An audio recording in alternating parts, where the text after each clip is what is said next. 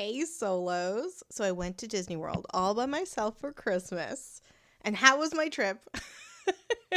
And do I have some tips that I can share with all of you based on this trip? Well, solo spoiler, of course I do. Otherwise, that would be a pretty funny episode. And I can't wait to share them with you. Hi, everyone. It's Samantha. Olaf may not know who Samantha is, but now you do. And welcome to Disney Solo Magic, the #1 podcast for solo travel to Disney World. I just got back from 4 days at Disney World to celebrate Christmas, and I wanted to share all of that with you. So, in this episode, I'm going to tell you about my trip. I'm going to tell you a little bit about some tips that I, was thinking about you on that trip. And yeah, just like maybe get you into the Christmas spirit if you're not there already. Like when I left Toronto, that's where I live normally, it did not feel like Christmas. It did not feel wintry, but there's a little bit of snow on the ground now, and I definitely am like feeling more Christmassy based on the trip. So I can't wait to share this trip with you. If you have followed me on Instagram, I was posting things on my stories like the whole time I was there. Like every day I was posting things on my stories. I feel like sometimes it gets too much. I don't know. So hopefully you were able to follow along, and I'll put some things in the highlights, like an edited version. So if you aren't following me on Instagram, make sure you go to the link below so you can. And you can also follow me on Facebook and Threads and all of that good stuff. And you can listen to this on Apple and Spotify and on YouTube. Obviously, you can subscribe, rate, review, all of that stuff. That's so, so wonderful. And it's also really great to share. However, if you want to support the podcast in other ways, you can also buy me a coffee. You can go to buymeacoffee.com/Disney_solo_magic, and that is where you can buy me a coffee for $3 American, which is about $5 Canadian. You can click your little Apple Pay and support the podcast and buy me a coffee. You can do it publicly, you can do it privately. Thank you all who have already bought me a coffee. Especially, like, I got this one coffee at Disney when I was there, and when I was looking at my credit card bill, which is always a bad idea. This is not financial advice podcast.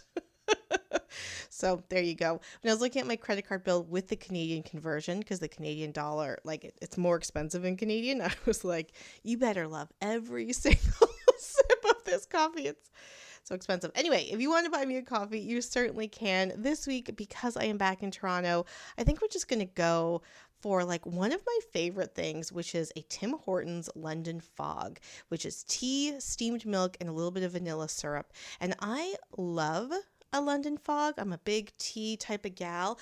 I love a London Fog, and I first had it at Starbucks and a couple of other coffee shops that are like Canadian based, but they're like stupid expensive. They're like so ridiculously expensive, unnecessarily so. But the one at Tim Hortons is actually a very affordable tea. It's a very affordable London Fog. So that will be my quote unquote coffee of choice. If you want to support me and support the podcast and do so with a financial buy me a coffee, that would be really great. If not, again, there's so many different ways to support the podcast, and sharing is a wonderful, wonderful way to do that.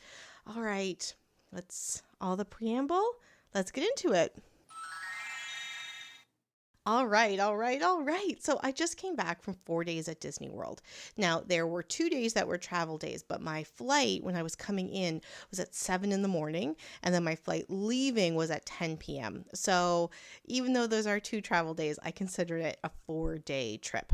I got a really, really great deal on flights, but I wasn't able to get the hotel for the same amount of time. And when I was there, I realized why. It's because there was a giant cheerleading dance competition, and they were all coming that last day where I couldn't get an affordable room on Disney property. So I moved to an offsite hotel, which again, I'm really excited to share that with you.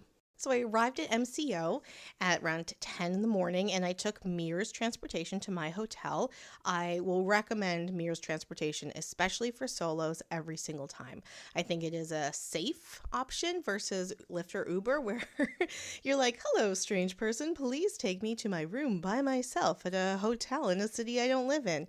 Look, I've never had an issue with any Lyft and Uber drivers, but like the idea of doing that always seems a little weird to me, especially from the airport. And when Mears is such a good option. Mears is like half the price of a Lyft or an Uber, which is perfect when you're going solo. It's one thing if you're taking a Lyft or an Uber from the airport and you're sharing with somebody, then it's the same price, But when you're by yourself, Mears is a great option. I timed it once, and from like checking into Mears to getting to my hotel was 40 minutes. That seems actually like it was a very efficient Mears trip. Oftentimes it'll be a little bit more than an hour, but I don't know. I've never regretted doing Mears for sure. So I took Mears and I got to the Coronado, which is the hotel I was staying in. Now, if you listen to the show, you know it's my least favorite Modred hotel, and it did not it did not change that view when I was there. I mean, look, it's so beautiful there. It is so beautiful. I was right next to the pool. Gosh, it's so beautiful. But, there are no food and beverage options midway through the day. And if you weren't there for a conference, I really do feel like it can feel kind of abandoned, not in a spooky way, but in a way like, is there anyone here that can help me? Not like the front desk, not in the tower. I'm talking about like the rest of the moderate rooms. So my first tip that I want to share is to ask people for what you want. Now, this might seem like a weird kind of segue, and there is this episode that I started in the summer, but there was just so many other things happening that I never did that episode. So don't worry, it will be coming. And these are just kind of general tips. But then I realized that one of the main tips, like all I was doing was saying, ask for what you want. That was the extent of my tips. Because I actually think, especially when you're solo, and especially for a lot of women who aren't necessarily grown up who don't necessarily, okay, let's try this again. Especially for a lot of women who haven't grown up in an environment in which like speaking your voice and identifying your needs have been like framed as a positive thing. I think asking for what you want is such a great way to tap into your own kind of solo magic. And to do that at Disney, or even just to practice it at Disney, is so great, because when you get no's at Disney, and I feel like no's are kind of few and far between, but when you get no's at Disney, there is a rationale behind it where you're like, oh, okay, that makes sense. So anyway, ask for what you want. So I check into the Coronado, I go to the front desk, and of course, because I love a hotel, I've already identified some room requests in my app. But there are some other room requests that I have that I can't do on the app. In particular, especially as a solo person, I do not like staying on the ground floor. And I also, this has nothing to do with solo travel, it just has to do with my own personal preference. I do not want to stay in a room where I can see a parking lot. I just want to be kind of immersed. And so even though you are paying like, whatever price level you are, even at the cheapest price level, there are rooms that face into bushes and there are rooms that face into a parking lot. And so I just go up every time I check into a Disney hotel. I go up to the front desk and I'm like, hey, I just want to know if there was a room available at any time during the day. I'm not asking to be checked in early, although they did check me in early, that doesn't face a parking lot, that rather faces into bushes, into landscaping. Now, one time I asked this at the Coronado, and I feel like I tell this story a lot. I don't know if I've told this story a lot on the podcast. And a cast member started explaining how room rates work. And she's like, well, like that's an upgrade and this and this. And I was like, no, it's not an upgrade. It's not an upgrade. There are waterfront views. There's tower rooms. I get all of those. Those are all upgrades. I'm not asking for an upgrade.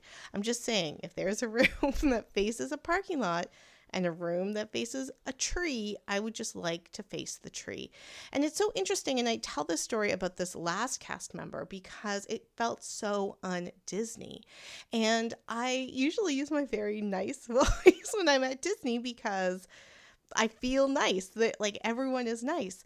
But I could feel myself getting angry because I just felt like she was treating me like an idiot, like I was asking for an upgrade when I wasn't asking for an upgrade. Like, you can upgrade me. Also, I'm totally cool with an upgrade, but that's not what this request is. It's just like the type of room that I wanted. So I think that another cast member, a supervisor, heard our interaction and was like, oh, the cast member I was working with was not approaching it properly. And this more senior cast member, when I explained the situation to him, he's like, yeah, of course, I totally understand what you mean. Let me see what I can do. In that case, he did upgrade me, which I didn't actually realize he upgraded me to a preferred room. So that was a little bit closer to like food and stuff like that. I didn't realize he upgraded me until like a little bit later, but it was such a nice thing. I wasn't looking for an upgrade. I just don't want to face a parking lot. So this trip, I did the same thing. I just went up to the cast member and I said, I know my room isn't ready. I'm not asking for you to rush that. I just want to put on my little file that if there's a room that doesn't face a parking lot, that is what I would like. And she's like, let's see what we can do. And she went through all of the rooms that were available at that moment so I could check in right away, even though it was like 11 a.m. And she took a map out and she started looking at the rooms that were currently available that met the request that I already put in the app, which was I want to be close to a bus stop. And she just was like, okay, well, how about this room? And how about this room? And she was like showing me on the map. And the first room that she pointed out to me was on the ground floor. And I said, well, I'd prefer not to be on the ground floor as a safety thing. And like, to be honest, Solos, like now I felt like I was asking for like too much, right? I was asking for 3 things. Not a ground floor, close to a bus stop, and facing the trees. But those aren't hard things, right? In my brain, I was like, Samantha, please, this is so easy. And what did she do? She found me a room that faced the trees, actually didn't face the trees, I'll tell you that in a second, was on a second floor, and was also close to the bus stop. And actually, it didn't face the trees. It faced one of the quiet pools. And because it was a little cold, it was very, very quiet. The pools were very, very quiet. And I could look out when I would like leave the room at night and I could see the sun setting, the moon, and then Jupiter. And I posted a couple of pictures of this on Instagram, and it was just so magical. And like the cast member didn't give me any attitude. It wasn't like a big deal. It was just so great. And it was exactly the type of room I wanted. So there you go. Ask for what you want. Now, that first night, I was going to the Christmas party, and now it's 11 a.m. I didn't get a lot of sleep, so I knew I needed a nap, but I was still a little wired because I just got to Disney World. And, you know, I don't know about you, but I have an outfit, like the outfit that I wear in the plane isn't the outfit I want to wear at Disney World. Like, it's comfortable, it's schleppy, it's not my like Disney outfits. But I knew I had a little bit of energy. I didn't really want to put on new clothes. I didn't want to shower yet. And I've talked about this on the podcast before, like I love shopping. I do love to find a couple of really good deals. And I thought, you know what I'm going to do? I'm going to take an Uber to the outlet mall, to the Vineland outlet mall, and go to the Disney Character Warehouse, and I'm going to buy whatever I want. And maybe what I'll do is I'll like get my shopping out of my system. And that's exactly what I did, Solos, and it was amazing. Okay, so this is a tip for you. If you love shopping, if you're getting souvenirs, if you aren't worried about getting, like if you don't have something specific in mind, for example, and if you have had your eye on like slightly past Disney events, then definitely go to the Vineland Outlet Mall. It's an Uber. It's like 10, 15 minutes by Uber. And so, of course, that like cuts into quote unquote the savings. But it actually doesn't, because the savings are so, so crazy. I didn't do any other outlet shopping. I'm not there for that. I'm not there for the rest of Florida. I'm just there for Disney merchandise. You go to the Vineland Outlet Character Dining Character Warehouse, and you have to wait in a line usually because the deals are so good. They had those Snow White Kate Spade bags that were like $468 in the store. They had all of those. They were all under $200. The most expensive one was $168. They had the Dooney and Burke. They had a Dooney and Burke like cat purse. I don't like the shape of those Dooney and Burke purses, but if I did, it was also under $100. Like, it was a crazy, crazy deal. Now I'm just going to boast. I'm going to tell you about all the stuff I got. I got 3 glasses, like water glasses that are green, that are in Kanto. They were $1.99 each. I got a mug and a set of plates from the Food and Wine Festival. So again, there's no more Food and Wine Festival. What do they do with all that merchandise? They ship it on over to the Character Warehouse. The plates were $1.99. The mug was $4.99. I got a mug from Mickey's Not So Scary Halloween Party, which I went to, regularly $17.99. I got for $4.99. I got this It's a Small World building blocks set. Regularly like $60. I got it for $14.99. I got the Mary Poppins skirt that you will often see at the England Pavilion at Epcot. I got that. That was expensive, Solos. I got that for $24.99. I got an Encanto Spirit jersey for $24.99. I got a t-shirt for like $5. I got an Alice in Wonderland pin, regularly $17.99 for $4.99. I mean, Solos. I got a sweater. I got a Halloween sweater, regularly $70. I got that for $20. I spent $150. And I got one of those big Disney bags. I got glasses, mugs, clothes, pins, souvenirs. I did not buy the Kate Spade or Dooney and Burke purse because I was trying to be, like frugal, whatever. But oh my gosh, so it was great. And to be honest, I didn't feel compelled to get souvenirs. I still bought stuff for the rest of the trip because I felt like I got it out of my system. I felt like when I was in the park, I could be a little bit more thoughtful about things that I was buying. And then also like for the Epcot International Festival, the holidays merchandise, I thought to myself like, well, if you come back in January, you can check out the outlet and get the stuff there. So anyway, definitely go to the outlet. It was great. All right, so then I went back to the hotel and I took a nice little nap, and then I got ready for the Christmas party. Now, it was definitely cold. I had an outfit that I had planned, but I brought a backup outfit and it was really good. And I actually was planning on buying a sweater when I was at Magic Kingdom for the party because I was so cold, just like everybody else. I went in and out of enough buildings that it wasn't too bad, but yeah, just kind of keep that in mind. Keep an eye on the temperature. Like I came home to snow, like I said, but for some reason that Florida cold at night definitely feels colder. So just be prepared, even if you are coming from, a cold country like I am. So the party starts around 7 or 8 o'clock, and you can hear from, everyone, all of the influencers that you can get into the park with your party ticket starting at 3 p.m. And often is very, very busy, like at that 3 p.m. mark. Now, I got to Magic Kingdom around 5:45, and there was nobody in line. I just walked right in. It was kind of like that, no person's time, like no man's land, no person's time in between the end of regular Magic Kingdom hours and the party hours. So no one was really coming in. It was just so easy to walk in. And I had a dining reservation at Liberty Tree Tavern, which I've never eaten at before. Matt Richardson had said that, who's another influencer, he's been on the podcast, he'll be on the podcast again, that even though he also doesn't like family style for Solos, this restaurant, it's, traditional American Thanksgiving and Christmas foods, they bring out a plate for you rather than a platter that you pull from. And it makes it much easier to seem like you're not wasting a ton of food because it's just like a plate. So I have a couple tips for this. Number 1, it is a great family style restaurant to go to. Definitely check it out. Number 2, they did not have any reservations for 1 at the time that I wanted. So I started playing around reservations for 2. It wasn't really giving me time I wanted. I don't usually say reservations for 3, but I thought, let's just try it. Why not? And I was able to get a reservation for 3 at the time I wanted for no issue at all. So right after I made the reservation, I modified the reservation to say 1, and they were able to change my time for 3 to a reservation for 1 at the exact same time. And when I got to the restaurant, I saw there are all these just round tables that would comfortably seat 4.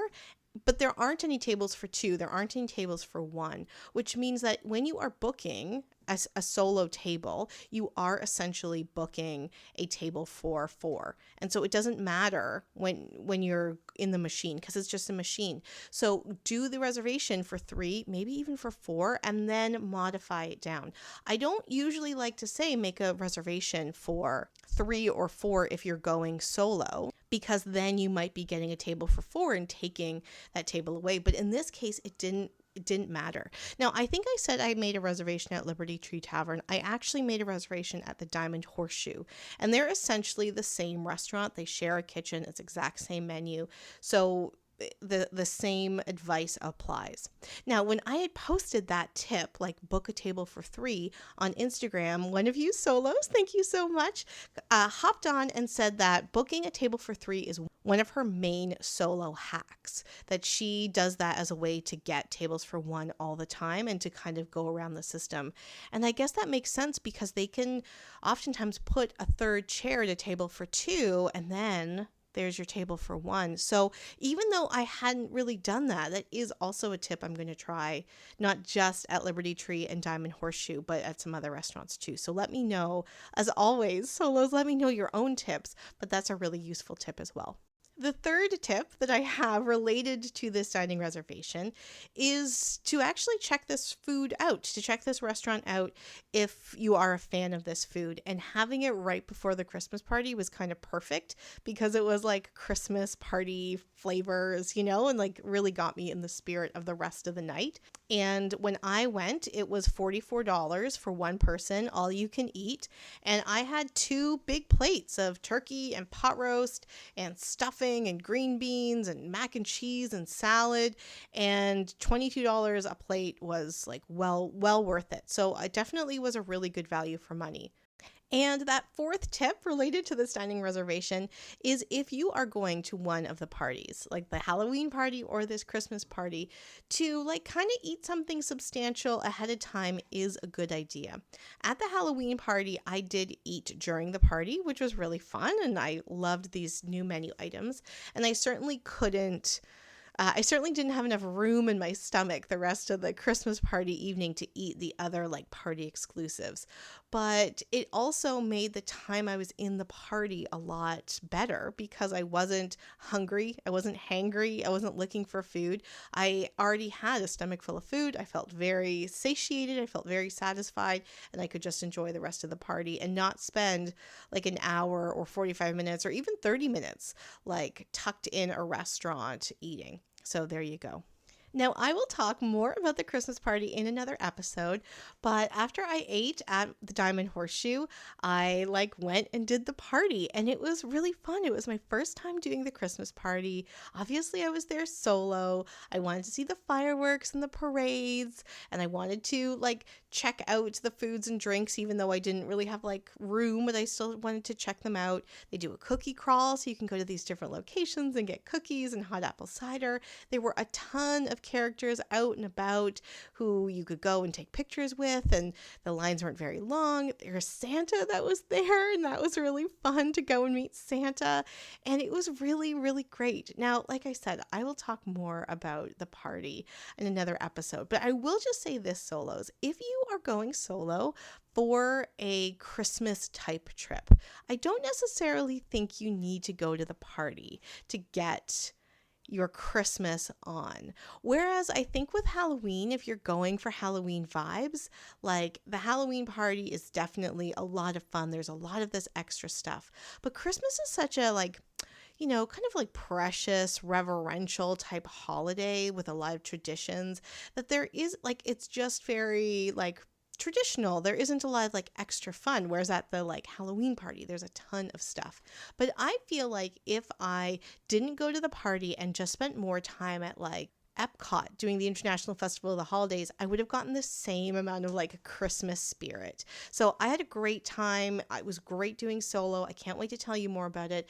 But if you're kind of on the fence about whether or not you should add it to your Christmas plans, I would say that you don't really need to, that there's a lot of other Christmas things that you can do in and around Walt Disney World around this time of year that I think Not that I think are better suited for solos. I think they're better suited for adults and the like kid in us versus the Christmas party that I think that you can go to. So I'm also telling you this. So if, for example, your budget doesn't allow you to go to a Christmas party, then like I would say that you're not missing anything because you can get so much stuff in other places. So anyway, I'll talk more about my experience with the Christmas party. Nothing bad. It's just my opinion. But of course, you do you, bibbidi bobbidi boo.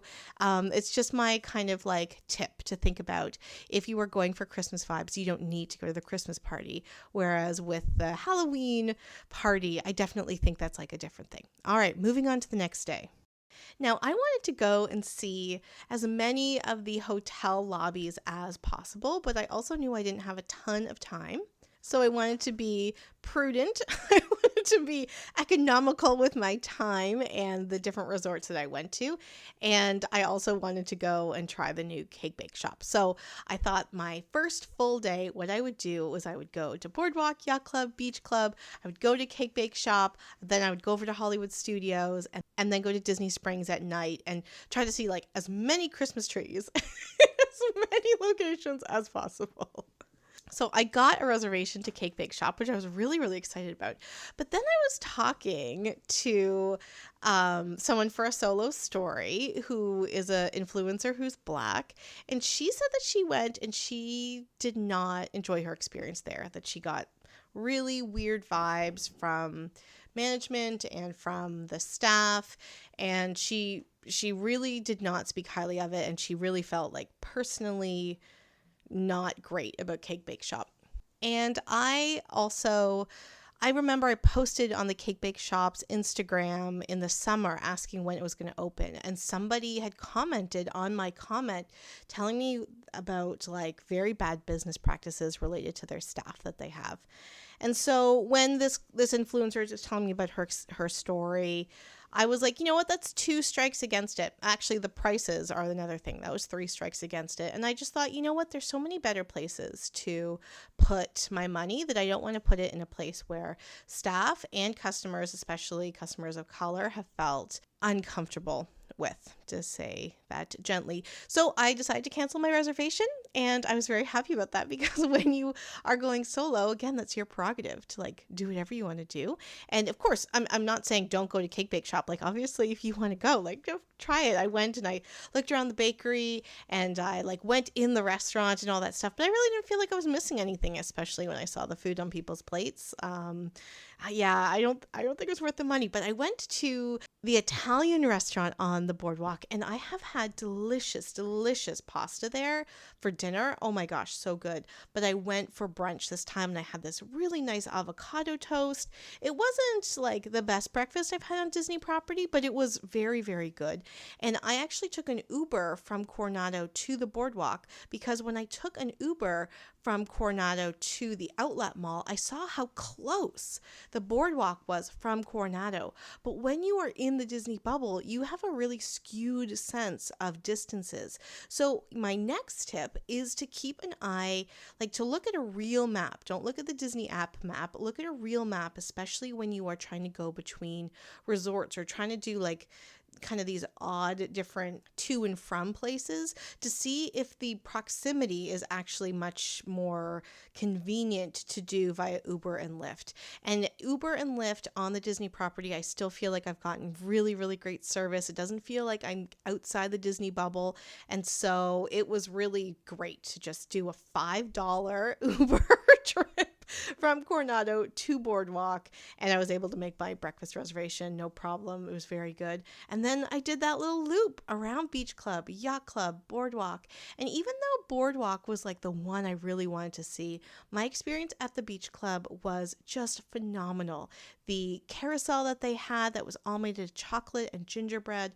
I was able to talk to the chef who was just dying to talk about the details and the different cast members who worked on it and the ideas. And that's my next tip, solos, that even though you are there by yourself and you might want to feel like a little bit don't know, like maybe you don't want to stand out, or you don't want people to think you're there by yourself, or maybe you're a little bit shy. The fact is that when you are at Disney, my experience has always been that you are there in this big giant community, and you should really think, especially of the cast members, as like these friends who want to talk to you and want to have this really great time.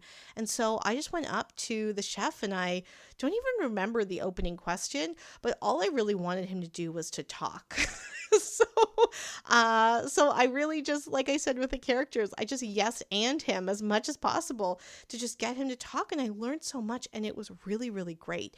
And then I went to take a picture somewhere else, and one of the cast members said, "Oh, do you want me to take your picture?" And I was like, "Sure." And he said, "I fly solo all the time too. I know how important it is to get help when you're taking pictures." And again, these are just such nice reminders that you are there in this community, and you're just surrounded by people who want to help you and want to share this knowledge, and they're excited that you're there, and they're excited that they can be a part of your vacation. So that was a really, really wonderful experience. And they also had this, like little store of gingerbread stuff that they had made, and the chef was telling me all about it, and then the woman who worked behind the cash was telling me all about these things, and they said, "Oh, this is the only place that you can get Hanukkah cookies." And I was like, "All right, let's get some Hanukkah cookies." I also got this cranberry gingerbread bundt cake. I posted this on Instagram too. It was so delicious. I ate it when I got home. I have some gingerbread macarons that I still need to eat that I got there. Yeah, it was such a great experience. The other two hotels were great too, but the beach club was definitely a highlight for me. So after those hotels, I then walked over to Hollywood Studios, and there is a walking path. It is very safe. It is out in the open. There's nothing safe. There's nothing safe. There's nothing scary about it. There's nothing where you as a solo would think, "Ooh, maybe I shouldn't do this." No, very out in the open, very safe. Maybe at night, I don't know, maybe at night you might not want to do it. I mean, probably at night your feet are too sore as well, but it's a really great walk. You can also take a boat, which is kind of a leisurely boat ride, but that's an option. And then if you think you can do the Skyliner to Hollywood Studios, that is an unnecessary use of your time. And I posted that on Instagram as well, and I'll make sure that's highlighted in a highlight so that you can see me talking about it when I was there. So I went over to Hollywood Studios.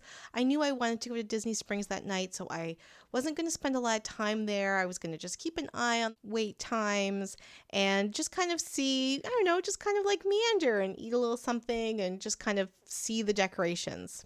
And as sometimes it happens, you can see the wait times on the app before you are at Disney World or before you're at a particular park. And then you get to the park and you get to that ride and it has already doubled, right? Because maybe the app was wrong, but maybe everybody saw that it was a 20-minute wait. And so now it's packed full of people, right? So to be honest, I was feeling a little bit anxious about that because I was like, well, why am I here if I didn't get a chance to ride the rides? And I was like, look, Samantha, you're here. Just enjoy it. You're here. You're solo. You have nobody. What I want to say is pulling on your skirts to get your attention. And if that is like a 19th century expression, but I'm going to use it anyway. So I was like, you know what, just enjoy the vibes as much as possible. And I saw around the Muppets courtyard, oh, sad, that there was like this Santa climbing on one of the buildings. And so I was like, I'll just go over and take some pictures. They had the gelato stand. I'll get some gelato. So I went over and then I saw that they had a place to meet Santa and I put my name on the list. He said it was going to be about 30 minutes. And I was like, okay, well, I'll eat my ice cream and see what that is. And I went around to the back of Muppets Courtyard and, it's beautiful. It was in the sun. I'm eating ice cream. There's like the sounds of Hollywood Studio all around me. It was just so relaxing. And I was like, yes. This is why I'm here, to relax, to like enjoy these sunny, beautiful moments, just full of joy, full of joy and full of sunshine. And I did a little video for you. Actually, I just set up my phone and I thought, if anyone on Instagram just wants to like use this ASMR, this moment of pause, you can. It was great. And as I'm there eating my ice cream, Santa comes out. The reason why the wait was 30 minutes to meet Santa was because he was on a break. So I happened to be standing in front of the staff entrance or the staff exit. And so I'm sitting there eating my ice cream and Santa walks out. And because I am in like literally the back lot, there's nobody else around me. And I was like, oh my God, Santa. And I was like, be cool, keep it cool, keep it cool. And he like waves at me and he was like, oh, I was hoping to see you today. Heart emoji. And I was like, I was hoping to see you today. And it was just such a magic moment. And so that's my next tip, solos, to make sure, even if, there's long lines, even if your plan gets askew, even if all you're doing is like standing in an area of one of the parks or Disney Springs that you wouldn't normally like, no influencer is taking pictures of this and being like, this is the best day ever. All of those things means that you can have the best day ever if you just remember that you were there solo, and what a privilege to be there, and how wonderful it is that you get to be in the proverbial Disney sun, if it's not sunny, the proverbial sun, and have these magic moments. And of course you can't plan it. I did not think Santa was going to come out. There's no way to plan it, but I was already having such a magic moment because I reminded myself, even if I don't get to ride this ride, or even if I don't get to try this food, I just reminded myself, but you're still here. And isn't that magic enough? And so I wanted to share that with you, like I said, on Instagram. And while I was doing that, Santa came out and it was so magical. So there you go. That's another tip. Just remind yourself that already being there, already being in that space, already making that choice to do a solo trip, that is already magical. It's already perfect. And to just kind of live in that moment. And if you're not actually traveling to Disney World, even just thinking about that, like thinking about where are my safe places? Where's my happy place? Like in my brain, how to ensure that you're conjuring that up, because it is really, it's a magic trick to do that. And it's so wonderful. All right, so let's go over to Disney Springs in the evening. So the Disney Springs Christmas thing, they have a couple Christmas things.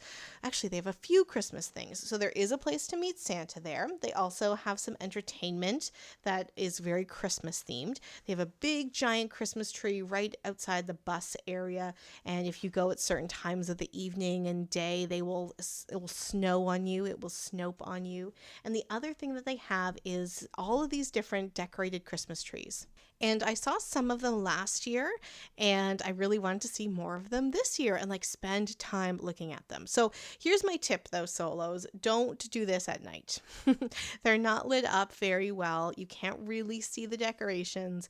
And I really wouldn't say that I even got to see them at all because it was at night. So solo tip, if you want to go to Disney Springs to see all of the Christmas trees, go during the day. Like make a point of them because they were so spectacular last year. So make a point to go during the day. My next Disney Springs tip is if you wanted to eat at a restaurant like Homecoming, which is near impossible to get a reservation, just go to the restaurant, walk in the doors, walk to the bar, and sit down. You don't need a reservation. You don't need to check in. When you're solo, there's always a spot for one. It is great.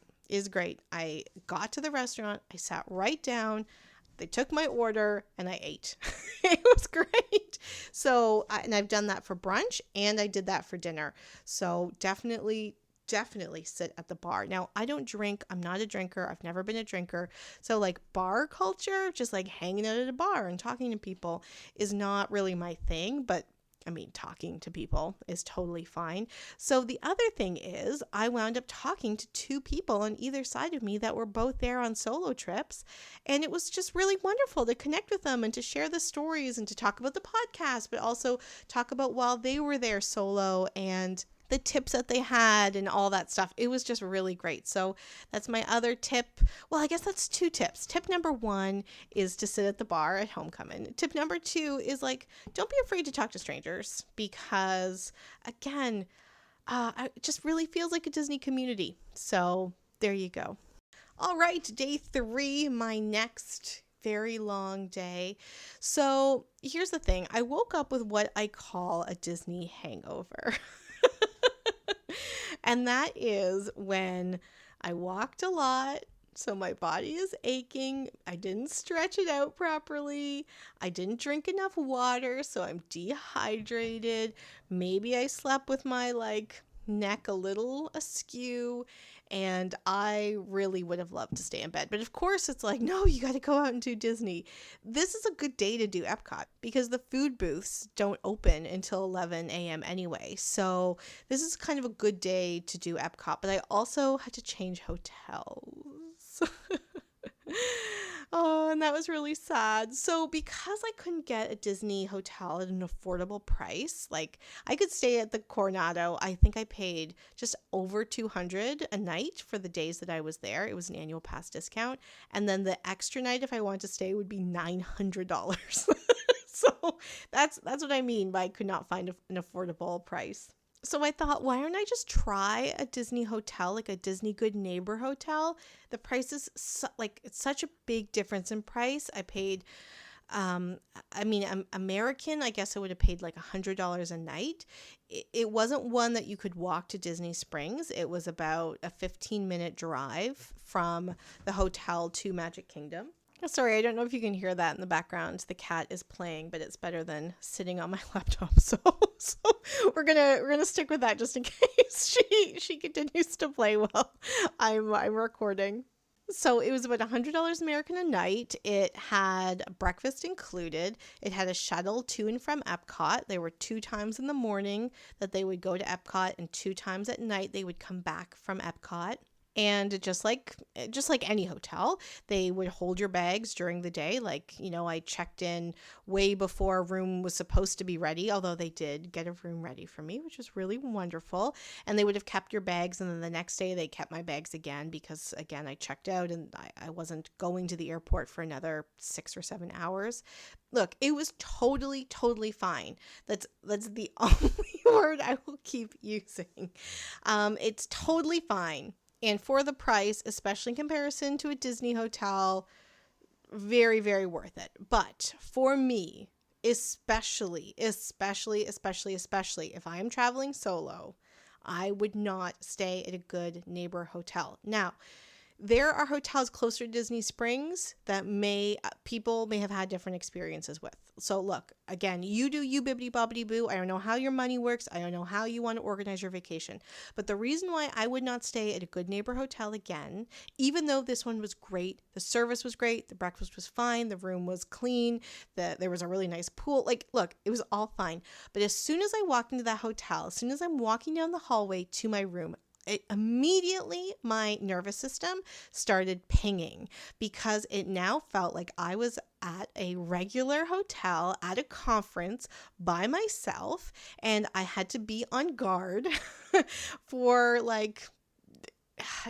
strange men, just speaking frankly, strange men knowing I'm there by myself and wanting to break into my room and attack me. All of a sudden I was like, oh, I can't be like my Disney self. I have to be my professional, be aware of my surrounding self. Even though I really want to be very, very clear, there were no actual threats. It was all families. Nothing felt creepy. But what it felt like was you were staying at a hotel and you were going to a theme park during the day. That's what it felt like. When I go to Walt Disney World Resort property, which is the size of San Francisco, double the size of Manhattan, I am going to that city that is a hotel.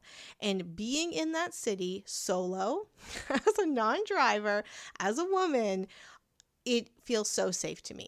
So it was a really good tip in my brain, and this is the tip that I want to provide for you, is that if you are going for, I don't want to say all-inclusive because we all know there's always extra, fees at Disney. But if you want to go to an all-inclusive type of experience, then staying at the Disney Resort property is the way to do it. Because you are think of the city as a giant hotel. I've said that in the podcast so many times, but staying at the Good Neighbor Hotel was a really good reminder. The city itself is the hotel. And so when you then go off property to stay at a regular hotel, it feels like a regular hotel. And the types of vacations that I want at this particular point in my life and the things that I need from the rest of my, healing journey or whatever I could call it or whatever, I want to be so safe, protected, and not think of any other things. I did not feel uncomfortable at all. The only time I felt uncomfortable was when I went to get the bus to go back to the hotel at the end of the night from Epcot. It was like there's a bus at 7:30 and at 9:30. At 7:20, I was like, okay, I think I'm tired. I'm going to go back. I think I could catch the bus right now. And you are basically like waiting in the middle of a parking lot. It's full of lights though, but it does feel very like sad and empty. There really isn't any clear signage. And a family came and I asked her like, are you going to the same hotel I am? And she's like, yes. And when the driver did come and pick us up, he said that he could be dropping people off at multiple hotels. That to me, I mean, I'd much rather be on a Disney bus, frankly. So waiting in the middle of an empty parking lot was not the most comfortable thing I've done at Disney for sure. It wasn't scary. There were no threats, all of that stuff. But again, if you really want as a solo, kind of an all-inclusive type experience, just think of the Walt Disney World Resort property as a hotel. And so when you are paying that extra price, you are paying for all of the amenities of that Disney bubble. Now, with that being said, solos, it was definitely an excellent value. And when you're going solo, because you're not sharing the cost with anyone, staying at a Good Neighbor hotel might be like your best option. Like, sure, Samantha, I can hear what you're saying about all that, but I can't afford staying at a Disney hotel. And that is totally cool. Like, no problem, no judgment. That's really, really awesome. Obviously, I don't know how your money works and how you want to move that around. Like for the cost savings between the Coronado and the Hyatt Place where I stayed, I could have bought like a park hopper ticket for one day, essentially. So again, you do you. And so what I want to suggest to you, though, is to remember that you can still use all of the different hotels at Disney World when you're there.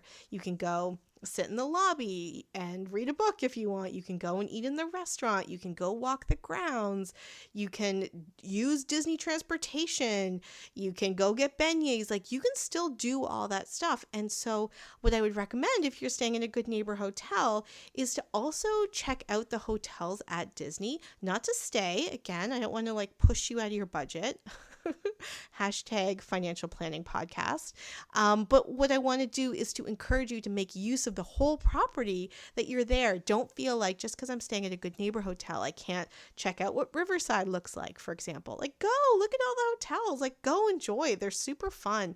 And I mean, you can go to Disney, you can go to Orlando, stay in a Good Neighbor hotel, take the shuttle to whatever park, and then work your way around all the different hotels, all the different areas, and not go to the parks, not stay in a hotel at all, but check out all the different hotels. Like, you could have done a huge Christmas tree stroll and stayed at a Good Neighbor hotel, and it would have been a fraction of the cost. In fact, I've said a few times, like, I don't expect anyone's going to be listening to this podcast in December and on the fence about whether or not they should take a December trip. I assume you already have your December plans, but that's actually a great plan.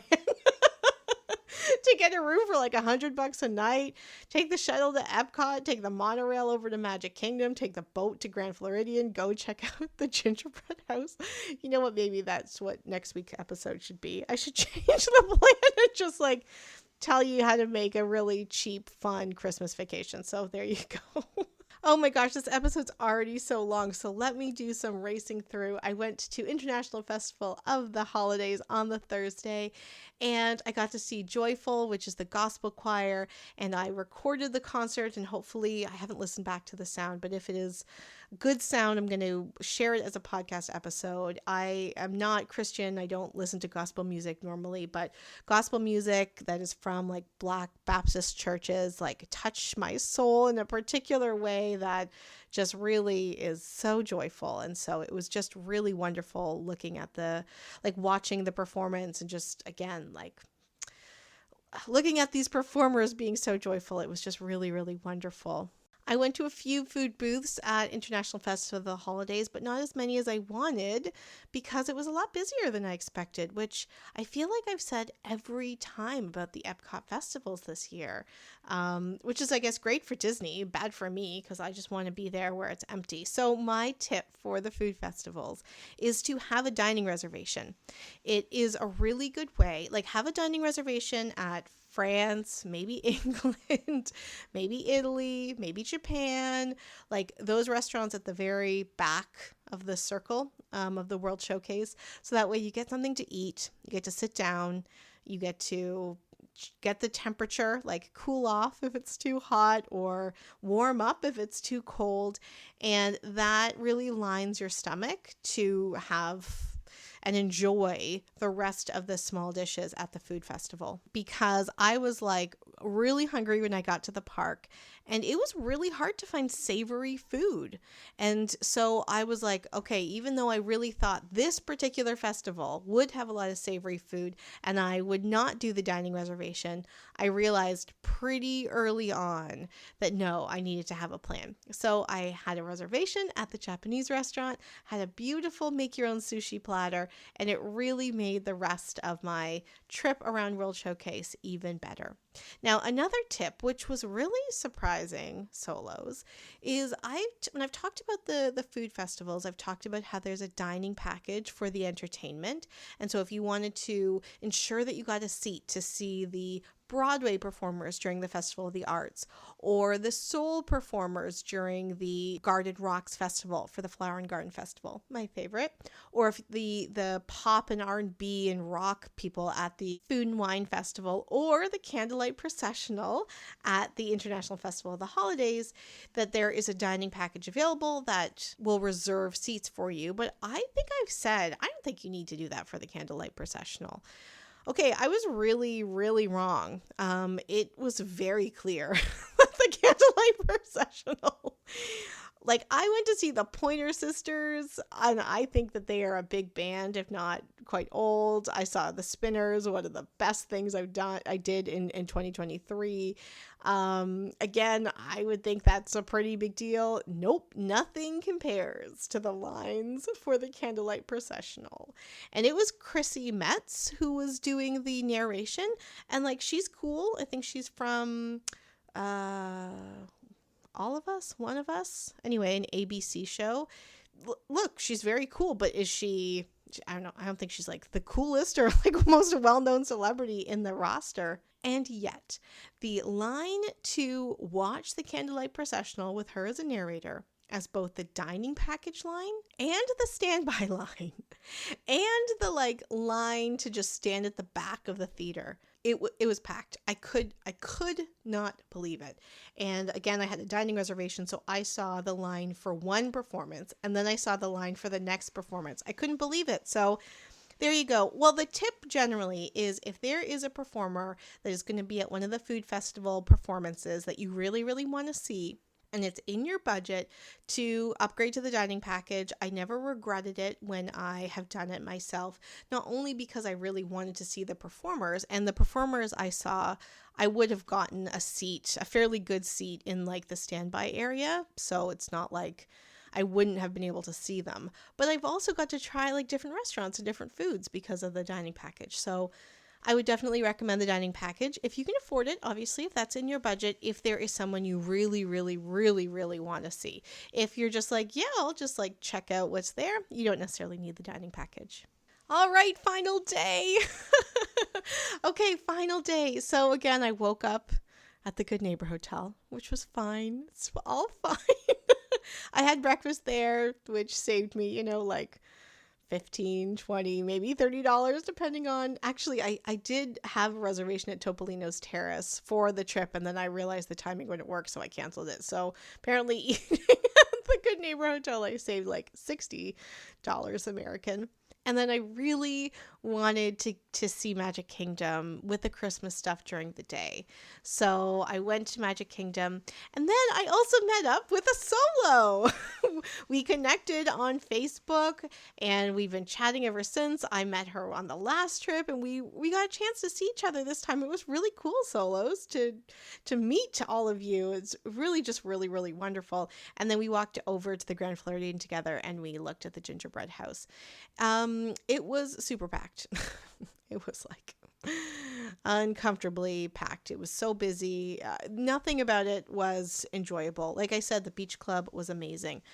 But this woman that I met, she said that earlier in the week she went to Animal Kingdom Lodge to see the gingerbread, and I never thought of Animal Kingdom Lodge as a gingerbread type of place. So rather than go to the Contemporary after, because now there's a line on the monorail to go to the Contemporary, I took a lift to Animal Kingdom Lodge to see the gingerbread there. And I have a few tips about that particular trip that I want to share with you before I say goodbye, because I already know this is so long. Okay, tip number 1, definitely go to Animal Kingdom Lodge during Christmas. They had different animals as gingerbread and a gorgeous big tree and a PhotoPass photographer, just like they have at Grand Floridian, and it was just amazing. So thank you to a solo for sharing that with me, because I did not think of that as one of the like big Christmas resorts. Tip number 2, there is a quick service restaurant. I believe it's called the Mara. It has this combination plate. You can get pizza and burgers and all that stuff too, but they have this combination plate with chicken and shrimp and rice, and I could eat that every single day. I could eat that every single day. It was so delicious. So my next tip is, sure, you can try that. But my next tip is also to keep an eye on menu items at the resorts that are a little bit different, because you can't get that at any other hotel because it is like quote unquote African spices. So again, definitely like check out the different menus because it's really worth it. And if you have questions, ask them. Always ask them. Tip number 3 is to go to Animal Kingdom Lodge. Like just generally. I will come back to tip number 3, but tip number 4 is Animal Kingdom Lodge is a really great resort to stay on your last day. Not to like stay in the rooms, although if you can afford that, that's great. I cannot. It is a great hotel to stay on your last day because, and this is part of tip number of 3 as well, you can see the animals there. It has a separate safari, it has a separate savannah, to the savannah at Animal Kingdom. And you can see all of the same animals pretty much. Giraffes and zebras and the different deer and the wildebeest. Not wildebeest. Maybe in like a special area. Anyway, you can see all those same animals at Animal Kingdom Lodge, and you don't have to get a park admission to Animal Kingdom. So tip number 3 is to go there and check the animals out, especially if you're like thinking about money, you're a little bit money conscious. Maybe you don't want to buy a park ticket for that extra park or whatever, and you're not really that interested in rides. You want to see the animals, go to Animal Kingdom Lodge, check it out, have lunch if you want, all that stuff. Totally well worth it. Tip number 4, though, is to go to Animal Kingdom Lodge on your last day, which is something I do a lot because I can I can see the animals. I'm not rushing because I'm not in a big park. I can eat something. They have nice big comfy chairs. If I want to bring a book or something like that, I will often spend my last day, my last afternoon at Animal Kingdom Lodge, and then from there I'll go back to my hotel, get my stuff, and go to the airport, because it's just such a good middle ground of like staying in the Disney bubble but not getting so blocked in with geography or things to do and stuff like that you can't kind of get out and get to the airport when you need to. So go to Animal Kingdom Lodge, tip number 3. Go to Animal Kingdom Lodge on your last day is tip number 4. And then tip number 5, the Animal Kingdom Lodge. I posted a video about this again on Instagram stories. And this actually is a story that I shared on the very first episode. You can see the animals in the viewing platforms. It's beautiful. There are cast members there who will tell you about, like the different animals and point out to animals that maybe you can't see, all of that stuff.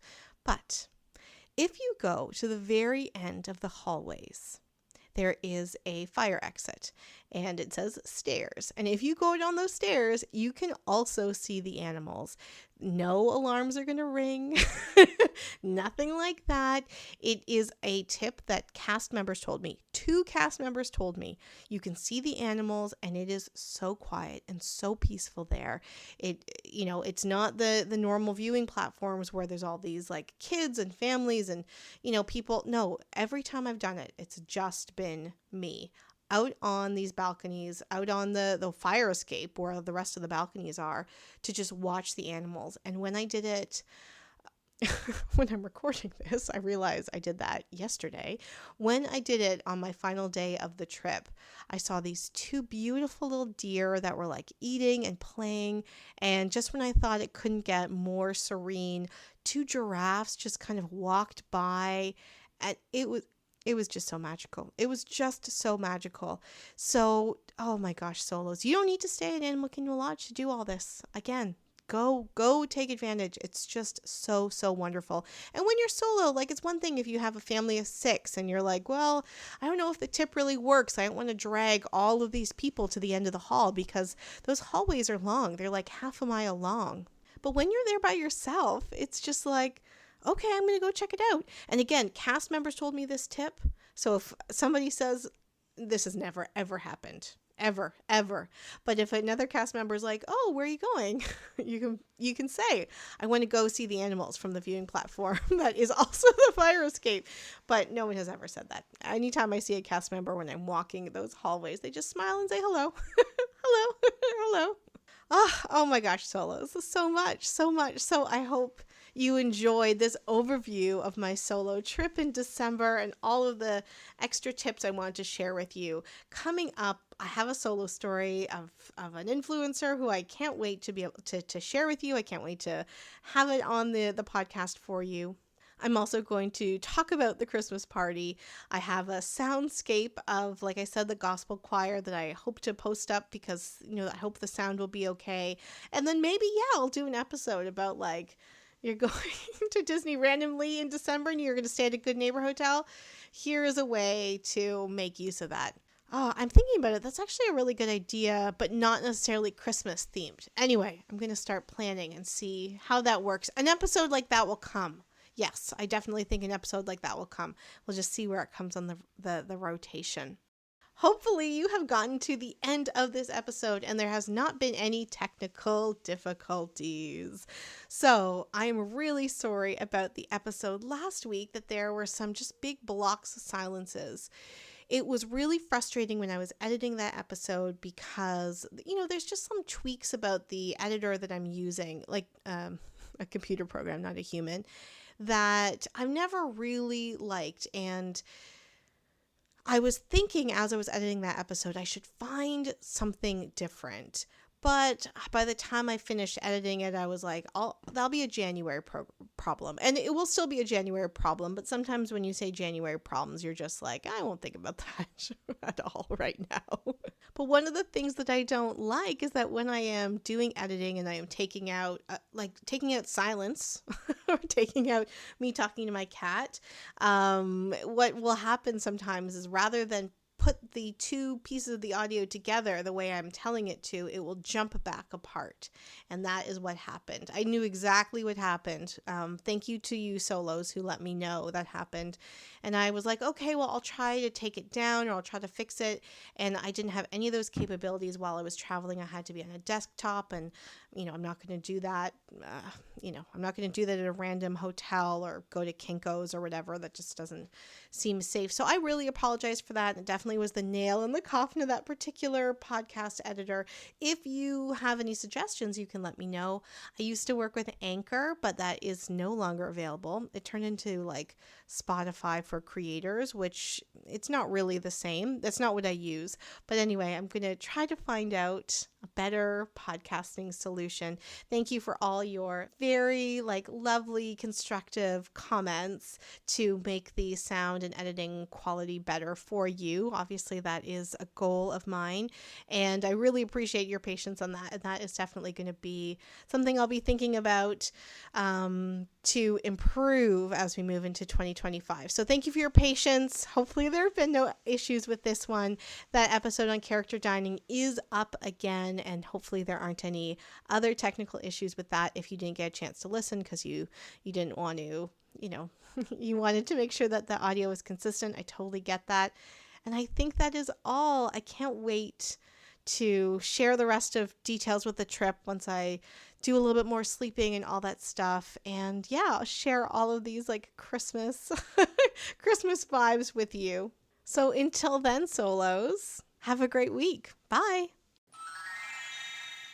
Hey solos, it's Samantha. I hope you enjoyed this episode and all the episodes of Disney Solo Magic, the #1 podcast for solo travel to Disney World. If you want to support the podcast, the best way to do it is to buy me a coffee. The link to my Buy Me a Coffee page is in the description below, and I really, really appreciate that support to get me caffeinated through another week of podcast recording and editing. However, if you don't want to buy me a coffee, that's super cool as well. The other ways you can support this podcast is just to make sure that you rate, review, subscribe on Apple, Spotify, and or YouTube, and to make sure that other people know about this podcast by sharing your favorite episodes or some tips and tricks and tagging me. I'm on Instagram, Facebook, and Threads, and the best way to get in touch with me directly is through a direct message on Instagram. I can't wait to continue creating this content for you. Thank you so much, and I will talk to you next week. Bye.